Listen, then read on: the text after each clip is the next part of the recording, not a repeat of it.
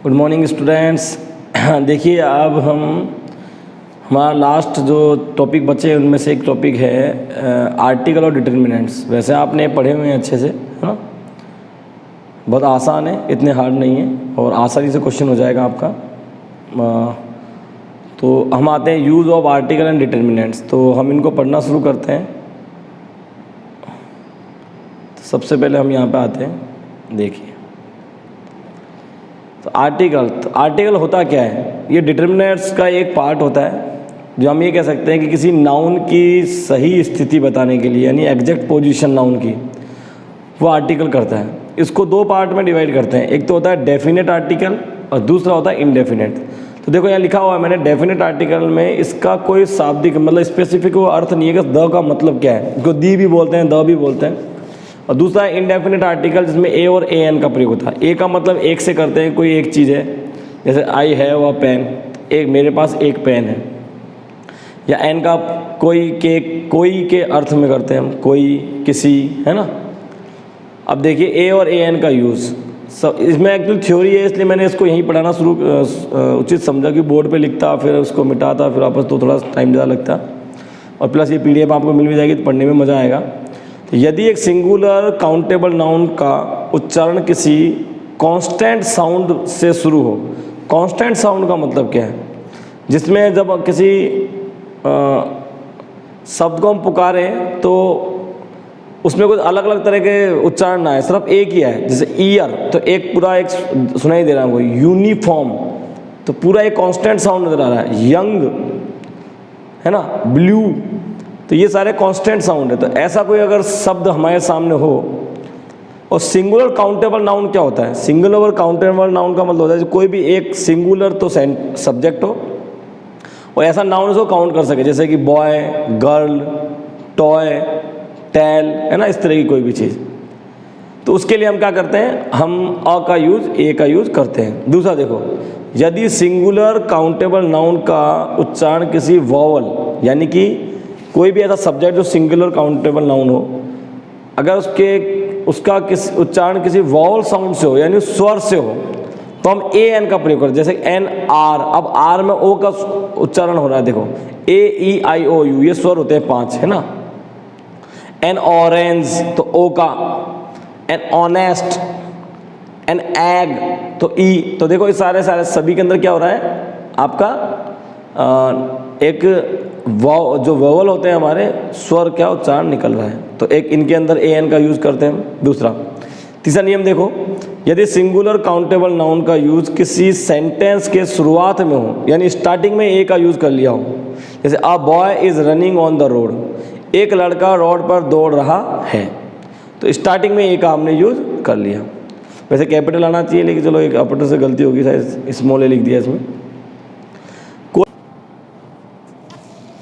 देखो अगला जो है हमारा है वो यूज़ है किसी पेशे एंड प्रोफेशन को बताने के लिए भी हम इसका यूज़ करते हैं, है ना।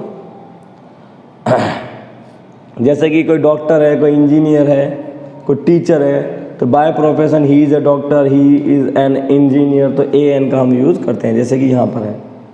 अब बात करते हैं प्रॉपर नाउन। प्रॉपर नाउन क्या होता है? प्रॉपर नाउन जो होते हैं उनके अंदर कभी ए एन का प्रयोग हम नहीं करते हैं। जैसे किसी व्यक्ति का व्यक्ति हो, कोई देश, कोई राज्य, कोई शहर, दिन या महीने का नाम होता है, उसको प्रॉपर नाउन कहते हैं, तो वहाँ ए एन का यूज़ हम नहीं लेते हैं।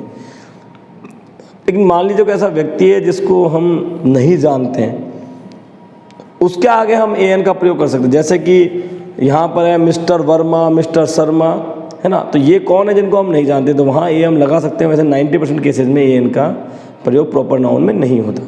अब हम बात करते हैं द का। द का जो स्पेशल यूज है वो स्पेसिफिक चीज़ के लिए करते हैं हम ज़्यादातर। तो कोई भी सिंगुलर काउंटेबल नाउन होता है ना, उसके लिए हम द का यूज़ करते हैं। ठीक है बच्चों, जैसे कि कोई सिंगुलर काउंटेबल नाउन का वाक्य में पहली बार यूज़ हो रहा हूँ तो हम ए या ए एन का प्रयोग करते हैं, लेकिन दूसरी बार अगर उसको यूज़ करते हैं तो उस वक्त हम द का यूज़ करते हैं। देखो ही इज़ अ डॉक्टर, ये काउंटेबल नाउन है, लेकिन द डॉग इज़ ब्लैक। अब अगली बार वापस कुत्ते के बारे में बात की तो अगली बार उसके लिए क्या द आ गया, उसके लिए हम स्पेसिफिक यूज़ करते हैं वाला। ठीक है, तो ये ध्यान रखना। जैसे कि वो एक गाय, अब अगली बार कहते द काऊ हो जाएगा।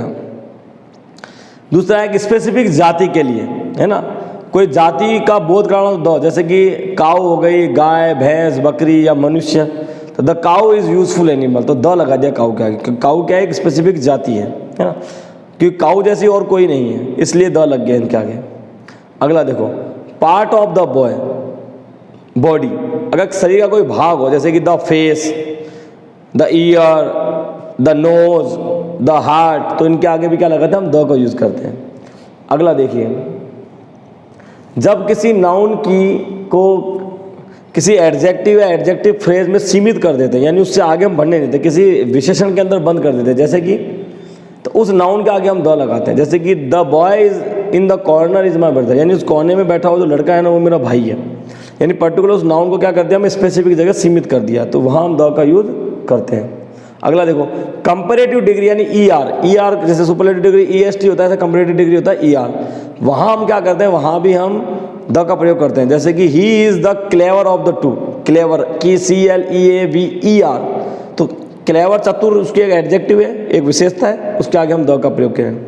अगला देखो, छठा नियम, किसी प्रॉपर नाउन यानी व्यक्तिवाचक संज्ञा से पहले यदि द लगाते हैं और यदि किसी व्यक्ति के समान गुण या स्वभाव को व्यक्त करता है, तो और उस स्वभाव को किसी दूसरे व्यक्ति का बोध कराता है। जैसे देखो, द का प्रयोग प्रॉपर नाउन यानी व्यक्तिवाचक संज्ञा में के पहले होता है, जैसे कि द महात्मा गांधी।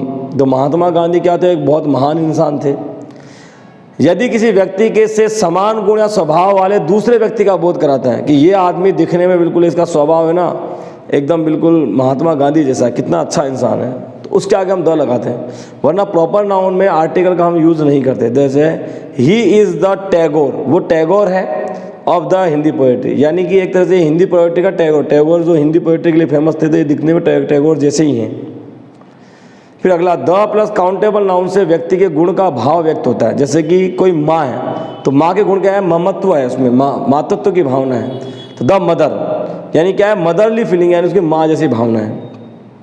अब कोई स्पेसिफिक कोई जॉब होती है किसी की, जैसे कि मान लीजिए आर्म्ड फोर्स, जैसे द नेवी, द आर्मी, है ना, या दुनिया में कोई एक ही चीज़ हो, जैसा कोई नहीं, जैसे सूरज है, द सन, द अर्थ, उसके आगे लगाते हैं। इससे पहले कोई धार्मिक ग्रंथ हो, the Veda, the Purana, the Ramayana, है ना, द महाभारत, इनके आगे हम लगाते हैं द। या किसी व्यक्ति को उसके टाइटल या पद के लिए बताएं, the president, the prime minister, the chief minister, the collector, the principal, है ना। किसी पार्टी के नाम के आगे, क्योंकि ऐसी और कोई पार्टी होती नहीं, जैसे the Bharatiya Janata party, the Congress, the API Ambedkar party of India, इस तरह से।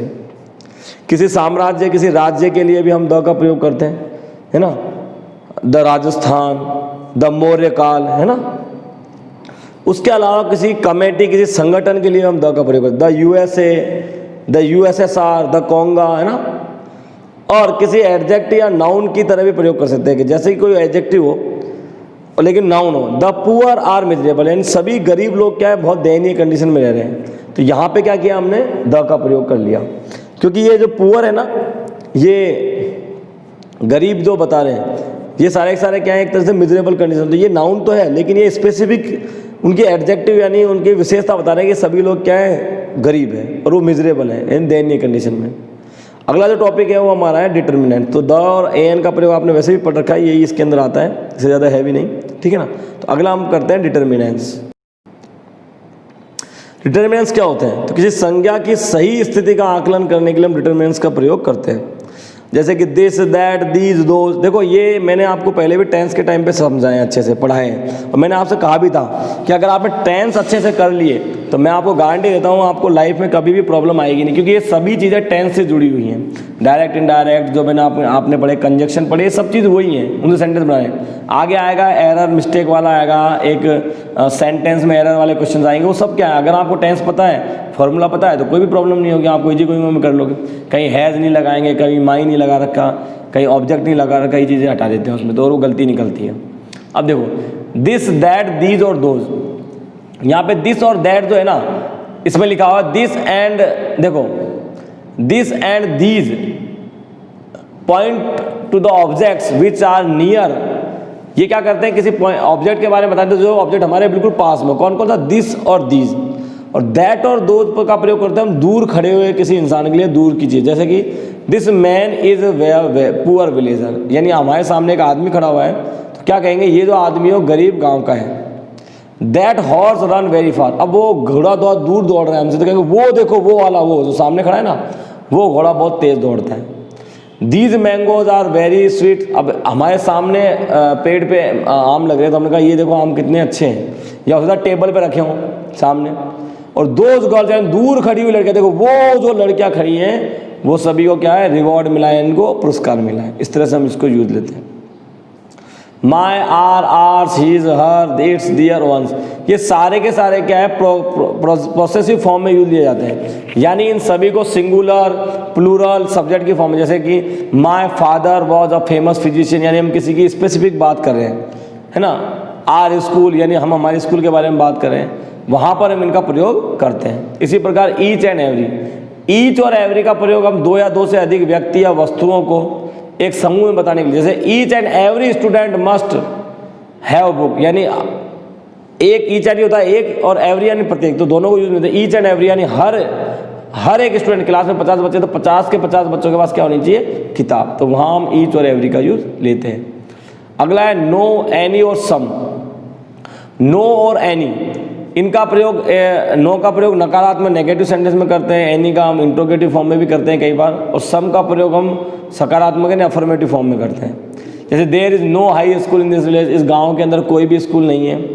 There is no any option regarding this problem, इस प्रॉब्लम के संबंध में कोई भी हमारे पास कोई ऑप्शन नहीं है।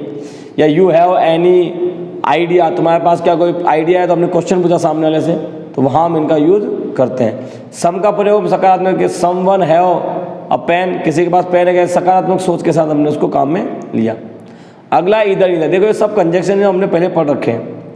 इधर का मतलब होता है, इधर means one of the two person और थिंग्स, यानी कोई दो में से कोई एक चीज को, इधर और नीदर, या तो नहीं। नीदर का मतलब होता है या तो नहीं, और इधर का मतलब होता है पॉजिटिव में लेते हैं और नीदर का लेते हैं नेगेटिव में। I can speak on either side या नीदर साइड, या तो मैं इसकी तरफ बोल सकता हूँ या फिर मैं नहीं बोल सकता ऐसा।